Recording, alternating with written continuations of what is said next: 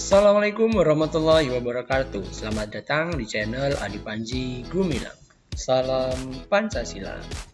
Alhamdulillahirrabbilalamin. Pertama-tama marilah kita bersyukur kepada Allah SWT yang senantiasa memberikan kita nikmat berupa kesehatan dan keselamatan, sehingga pada kesempatan kali ini saya bisa melanjutkan penjelasan materi PPKN untuk kelas 11 bab yang ketiga. Jadi bab yang ketiga ini itu kita membahas tentang sistem hukum dan peradilan di Indonesia. Minggu lalu kita sudah membahas pengertian hukum, baik secara etimologi maupun terminologi. Kemarin kita juga sudah menyimpulkan berkaitan dengan pengertian hukum. Nah, saat ini saya akan melanjutkan penjelasan materi bab ketiga dengan membahas materi yang selanjutnya. Apa saja materi yang akan saya bahas pada kesempatan kali ini? Berikut adalah pokok bahasanya. Oke. Ada 3 pokok bahasan yang akan saya bahas di dalam penjelasan kali ini. Tetapi nanti akan saya bagi menjadi 2 part. Di part yang pertama ini saya akan menjelaskan pokok bahasan nomor 1 dan nomor 2, yaitu tentang unsur-unsur hukum dan penggolongan hukum. Untuk part keduanya, saya akan membahas tentang sistem peradilan di Indonesia.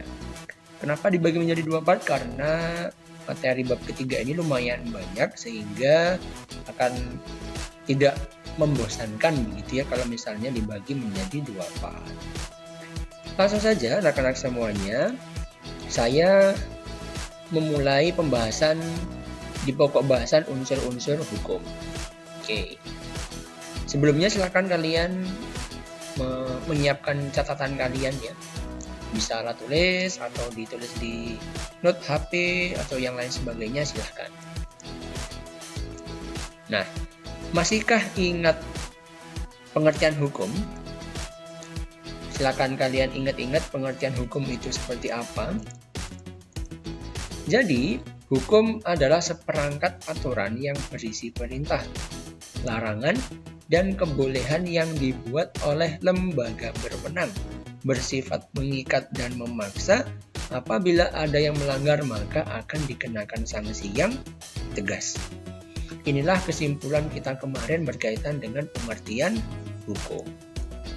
Nah, berdasarkan pengertian tersebut, hukum memiliki unsur-unsur hukum. Apa saja unsur-unsur hukum? Yang pertama, yaitu peraturan mengenai tingkah laku manusia dalam pergaulan masyarakat. Jadi di dalam hukum itu ada unsur peraturan. Peraturan itu bisa berupa larangan, bisa berupa kebolehan. Yang kedua, unsur hukum, peraturan itu dibentuk oleh badan-badan resmi yang berwajib atau berwenang. Jelas ya, hukum harus dibuat oleh pihak yang memiliki wewenang agar hukum itu bisa ditaati atau disahkan secara resmi. Yang ketiga, unsur hukum adalah bersifat mengikat dan memaksa. Mengikat artinya mengikat objek ya, atau orang-orang yang berada di dalam suatu wilayah, yang di dalam wilayah tersebut terdapat hukum. Diikat, orang-orangnya diikat dengan sebuah aturan, sehingga orang-orang yang berada di luar wilayah tersebut tidak bisa dikenakan peraturan yang berada di dalam wilayah tersebut, begitu ya. Yang kedua, memaksa. Memaksa ya berarti tahu atau tidak tahu, paham atau tidak paham, kita harus melaksanakan yang namanya aturan atau hukum. Yang keempat, unsur-unsur hukum adalah sanksi terhadap pelanggaran peraturan tersebut adalah tegas dan nyata. Ini tidak bisa diganggu gugat ya. Karena kalau misalnya hukum itu tidak ada sanksinya, ya apa gunanya hukum? Tapi bukan berarti hukum itu tujuannya untuk menghukum ya. Yang sebenarnya tujuan dari hukum adalah untuk menciptakan keadilan. Sanksi hanya diperuntukkan bagi mereka-mereka yang melanggar hukum. Jadi inilah 4 unsur-unsur hukum yang bisa kalian pahami. Yang pertama berisi peraturan, yang kedua peraturan tersebut dibuat oleh lembaga yang berwenang, kemudian yang ketiga peraturan tersebut bersifat mengikat dan memaksa, dan yang terakhir adanya sanksi bagi para pelanggar. Lanjut. Pokok bahasan yang kedua yaitu penggolongan hukum. Itu ya. Nah, hukum itu mengatur seluruh aspek kehidupan manusia. Kita tahu bahwa aspek kehidupan manusia itu sangat luas. Sudah barang tentu ruang lingkup atau cakupan hukum pun begitu luas. Untuk itu perlu dilakukan penggolongan atau pengklasifikasian hukum. Ada berapa penggolongannya atau ada berapa pengklasifikasiannya? Setelah ini akan kita bahas satu per satu. Yang pertama, penggolongan hukum berdasarkan sumbernya. Yang pertama adalah hukum undang-undang. Maknanya, ya hukum undang-undang itu tercantum dalam peraturan perundang-undangan. Di Indonesia khususnya ya ada banyak ya. Ada undang-undang sistem pendidikan nasional, ada undang-undang tentang wilayah, ada undang-undang hak asasi manusia, dan lain sebagainya. Yang kedua, sumbernya bisa berasal dari kebiasaan, terletak dalam aturan kebiasaan sehari-hari kita. Ini biasanya norma-norma susilaan, norma-norma kesopanan yang lahir dan berkembang di dalam masyarakat. Yang ketiga ada hukum jurisprudensi. Jurisprudensi itu adalah hukum itu ya terbentuk karena keputusan hakim. Jadi bukan karena ada dasar hukumnya, tetapi karena hakim yang memberikan keputusan. Contohnya misalnya ketika ada sebuah kasus perceraian, kemudian muncul pertanyaan, kedua suami istri tersebut sebelum bercerai memiliki hutang. Nah, setelah bercerai apakah hutang mereka hilang atau siapa yang berhak membayar hutang? Nah, di sini hakim memutuskan bahwa yang namanya hutang ketika sebelum bercerai yang berhutang itu adalah kesepakatan dua-duanya, yang berarti meskipun mereka sudah bercerai tetap yang membayar adalah dua-duanya. Yang kedua contohnya jual beli dengan paksaan, ini tidak boleh. Ini hakim sudah memutuskan bahwa jual beli dengan paksaan itu tidak boleh. Misalnya saya punya transaksi dengan seseorang, kemudian saya dipaksa untuk menjual barang saya dengan harga yang dia tentukan, kemudian sampai saya akhirnya mau, tapi dengan paksaan dalam tanda kutip, itu juga tidak boleh. Yang ketiga ada hukum traktat. Ini adalah hukum yang berasal dari perjanjian antar negara, misalnya perjanjian antara Indonesia dengan Malaysia berkaitan dengan batas wilayah laut, kemudian adanya perjanjian antara Indonesia dengan Freeport, yang mana Freeport ini sahamnya milik Amerika Serikat, seperti itu. Inilah penggolongan hukum yang pertama berdasarkan sumbernya, berarti ada 4. Yang kedua, penggolongan hukum berdasarkan tempat berlakunya.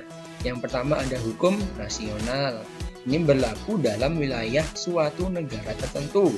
Indonesia ya untuk Indonesia, kalau di Malaysia ya hukum nasionalnya di Malaysia. Di Indonesia ada UU nomor 12 tahun 2006, ada UU nomor 20 tahun 2003, dan lain sebagainya. Ada hukum internasional. Ini mengatur hubungan antar negara dalam dunia internasional. Contohnya ada DUHAM atau UDHR ya. DUHAM itu adalah Deklarasi Universal Hak Asasi Manusia. Kalau UDHR Universal Declaration of Human Rights. Itu ya sama saja. Yang ketiga ada hukum asing. Ini hukum yang berlaku di wilayah lain. Ya, kita adalah warga negara Indonesia, kemudian kita pergi ke Malaysia, ya di sana ada hukum asing atau hukumnya negara Malaysia, gampangnya seperti itu sih ya. Hukum asing ya berarti bukan hukum negara kita sendiri, tapi hukum yang berlaku di negara lain. Terus ada hukum gereja, kumpulan norma yang ditetapkan oleh gereja untuk para anggotanya. Ini jelas ya, berarti hukum gereja dibuat oleh pihak gereja, kemudian sasarannya ya untuk umat dari masyarakat yang beribadah di gereja tersebut. Nah, selanjutnya adalah penggolongan hukum berdasarkan bentuknya. Hukum yang digolongkan berdasarkan bentuknya itu dibagi menjadi dua. Ada hukum yang tertulis dan ada hukum yang tidak tertulis. Hukum yang tertulis itu dibagi lagi menjadi dua. Ada hukum tertulis yang dikodifikasikan dan ada hukum tertulis yang tidak dikodifikasikan. Perbedaannya sangat mendasar. Kalau hukum tertulis yang dikodifikasikan itu disusun secara lengkap, sistematis, teratur, dan dibukukan sehingga tidak perlu lagi peraturan pelaksanaan. Contoh adalah KUHP atau Kitab Undang-Undang Hukum Pidana, kemudian KUHPER, Kitab Undang-Undang Hukum Perdata, dan KUH Dagang, Kitab Undang-Undang Hukum Dagang. Yang kedua, hukum tertulis yang tidak dikodifikasikan itu kebalikan dari hukum tertulis yang dikodifikasikan. Sehingga hukum tertulis yang tidak dikodifikasikan itu tertulis, ya, tetap tertulis tetapi tidak disusun secara sistematis, tidak lengkap dan masih terpisah-pisah sehingga sering memerlukan peraturan pelaksanaan dalam penerapannya. Contohnya ada undang-undang, ada peraturan pemerintah, dan ada keputusan presiden. Itu ya, kalau KUHP, KUHPER, KUH Dagang itu dalam satu buku. Itu ya, di dalam buku tersebut ada bab-bab yang menjelaskan berkaitan dengan aturan-aturannya. Tapi kalau di dalam undang-undang itu terpisah-pisah. Terkadang ada draft utamanya, kemudian ada penjelasannya. Jadi itulah perbedaan antara hukum tertulis yang dikodifikasikan dan yang tidak dikodifikasikan. Yang kedua, penggolongan hukum berdasarkan bentuknya adalah hukum tidak tertulis. Hukum ini hidup dan diyakini oleh warga masyarakat serta dipatuhi dan tidak dibentuk menurut prosedur formal. Itu ya, tetapi lahir dan tumbuh di kalangan masyarakat itu sendiri. Ini hukumnya itu berasal dari kebiasaan kita sehari-hari. Ya gampangnya misalnya contohnya itu kalau di kampung dilarang mengendarai motor secara kencang gitu ya. Kalau naik kendaraan harap turun. Kemudian dilarang bertamu sampai larut malam. Kemudian tamu 1 kali 24 jam wajib lapor dan lain sebagainya. Itulah hukum-hukum yang tidak tertulis. Selanjutnya, penggolongan hukum berdasarkan waktu berlakunya. Yang pertama ada ius constitutum atau bahasa lainnya hukum positif. Apa itu ius constitutum? Ius constitutum adalah hukum yang berlaku sekarang bagi suatu masyarakat tertentu dalam suatu daerah tertentu. Contohnya, Undang-Undang Dasar Negara Republik Indonesia tahun 45 itu sudah berlaku ya sampai sekarang. Kemudian yang kedua ada Undang-Undang Nomor 12 Tahun 2006 ini tentang kewarganegaraan, ini juga masih berlaku. Yang kedua ada ius constituendum atau hukum negatif. Ius constituendum adalah hukum yang diharapkan berlaku pada waktu yang akan datang. Datang ya, ini maksudnya bukan dating ya, tapi datang.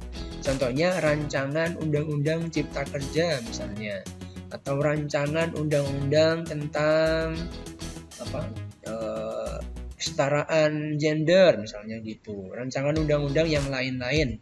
Pokoknya biasanya ciri-cirinya itu ada kata-kata rancangan undang-undang seperti itu, masih rancangan ya. Harapannya berlaku di masa yang akan datang. Nah, selanjutnya penggolongan hukum berdasarkan cara mempertahankannya. Penggolongan hukum berdasarkan cara mempertahankannya itu dibagi menjadi dua. Yang pertama ada hukum material dan yang kedua ada hukum formal. Hukum material itu adalah hukum yang mengatur hubungan antara anggota masyarakat yang berlaku umum tentang hal-hal yang dilarang dan dibolehkan untuk dilakukan. Misalnya kita tahu ada hukum pidana, ada hukum perdata, ada hukum dagang, dan sebagainya. Hukum-hukum tersebut merupakan hukum yang berlaku umum dan bisa dikategorikan sebagai hukum material. Sedangkan hukum formal itu hukum yang mengatur bagaimana cara mempertahankan dan melaksanakan hukum material. Jadi ada hukum pidana, ada hukum perdata, ada hukum dagang. Pasti di situ ada larangan, ada aturan, ada kebolehan. Misalnya dalam suatu waktu terjadi pelanggaran terhadap hukum pidana, bagaimana cara kita mempertahankan hak-hak kita? Kita bisa melihatnya di dalam Kitab Undang-Undang Hukum Acara Pidana. Misalnya permasalahannya berkaitan dengan warisan dan lain-lain atau termasuk dalam hukum perdata, maka cara mempertahankan hak-hak kita itu bisa kita lihat di hukum formal, yaitu Kitab Undang-Undang Hukum Acara Perdata. Seperti itu. Selanjutnya ada penggolongan hukum berdasarkan sifatnya. Penggolongan hukum berdasarkan sifatnya ini juga dibagi menjadi dua. Yang pertama ada hukum yang bersifat memaksa, dan yang kedua hukum yang bersifat mengatur. Kalau memaksa itu artinya hukum yang dalam keadaan bagaimanapun juga harus dan mempunyai paksaan mutlak untuk dilaksanakan. Kecuali orang-orang yang dalam pengampuan, misalnya orang yang kehilangan akal, anak kecil gitu ya, itu adalah orang-orang yang dalam pengampuan. Yang kedua adalah hukum yang bersifat mengatur. Artinya di sini hukum yang dapat dikesampingkan apabila pihak-pihak yang bersangkutan telah membuat peraturan sendiri dalam suatu perjanjian. Jadi hukum dapat dikesampingkan itu artinya bisa berupa hukum yang ada itu tidak digunakan gitu ya. Aturan yang ada itu tidak digunakan karena pihak-pihak yang berkaitan atau pihak-pihak yang berseteru atau pihak-pihak yang melakukan perjanjian itu mereka sudah mengadakan kesepakatan sendiri gitu ya. Oleh sebab itu aturan yang berlaku adalah aturan yang mereka sepakati. Berikutnya penggolongan hukum berdasarkan wujudnya. Ada hukum objektif, ada hukum subjektif. Hukum objektif itu adalah hukum yang mengatur hubungan antara dua orang atau lebih yang berlaku umum. Ya sama ya wujudnya, ada berupa hukum pidana, ada hukum perdata, ada hukum dagang dan lain-lain. Kalau hukum subjektif itu hukum yang timbul dari hukum objektif dan berlaku terhadap seorang atau lebih. Hukum subjektif sering juga disebut hak. Hukum subjektif itu gampangannya hak. Selanjutnya penggolongan hukum berdasarkan isinya. Ada hukum publik. Hukum publik adalah hukum yang mengatur hubungan antara negara dengan individu atau warga negara, menyangkut kepentingan umum atau publik. Hukum apa saja yang termasuk hukum publik? Yang pertama ada hukum pidana, ada hukum tata negara, yang kedua, yang ketiga ada hukum tata usaha negara, dan yang keempat ada hukum internasional. Hukum pidana itu adalah hukum yang mengatur tentang pelanggaran dan kejahatan, membuat larangan dan sanksi. Kalau hukum tata negara itu hubungan antara negara dengan bagian-bagiannya. Misalnya tentang DPR, MPR, DPD, tentang presiden, adanya Undang-Undang Dasar Negara, itu adalah hukum tata negara. Kalau hukum tata usaha negara itu mengatur tugas dan kewajiban pejabat negara. Kalau hukum internasional itu mengatur hubungan antar negara, seperti hukum perjanjian internasional, hukum perang internasional, dan lain-lain. Yang kedua, penggolongan hukum berdasarkan isinya adalah hukum privat atau sipil. Pengertiannya, hukum yang mengatur hubungan antara individu satu dengan individu yang lain, termasuk negara dengan negara lain, ya, sebagai pribadi, maksudnya sebagai negara gitu. Apa saja yang termasuk hukum privat? Yang pertama ada hukum perdata, hukum yang mengatur hubungan antara individu secara umum. Misalnya tentang warisan, itu yang paling umum warisan, ya, atau berkaitan dengan hal-hal yang lain. Kemudian ada hukum perniagaan atau perdagangan, yaitu hukum yang mengatur hubungan antar individu dalam perdagangan. Inilah penggolongan hukum berdasarkan isinya. Nah, ini adalah tugas mandiri untuk kalian semuanya. Setelah kita mempelajari unsur-unsur hukum, khususnya kita mempelajari penggolongan hukum, silakan kalian temukan kata-kata atau konsep yang berkaitan dengan penggolongan hukum pada kota huruf di bawah ini. Di situ dicontohkan ada privat. Nah, berarti kalian menemukan hukum privat gitu ya. Nanti hukum-hukum yang lain silakan kalian cari di dalam kotak-kotak ini. Demikianlah anak-anak, kita sampai di penghujung penjelasan materi bab yang ketiga dengan pokok bahasan unsur-unsur hukum dan penggolongan hukum atau di part pertama. Sampai jumpa di part kedua, nanti saya akan menjelaskan tentang sistem peradilan di Indonesia. Silahkan bertanya kalau misalnya masih ada yang belum kalian pahami. Silahkan bertanya di kolom komentar atau melalui sosial media yang lainnya. Semoga bermanfaat. Terima kasih. Wassalamualaikum warahmatullahi wabarakatuh. Salam Pancasila.